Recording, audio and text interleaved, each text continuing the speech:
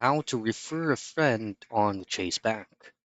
Now, all you have to do is you would like to have a wider view or wider options for you to be able to choose what specific rewards you would like to have to refer your friends. It's just by heading straight into the Chase Bank's official site and then go to refer friends and earn rewards.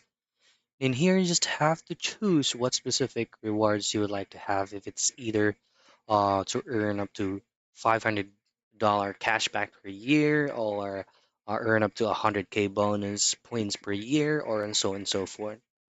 Now, for you to be able to get that specific link, once you have chosen your reward, just simply click on Refer Friends now.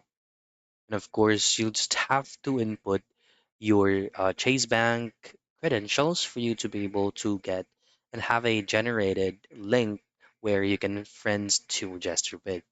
Again, just simply log into your username and password, and once you have logged in successfully, you will be giving out a specific or unique link that you'll just have to copy it and paste it to one of your friends and let them register or open an account using your unique link.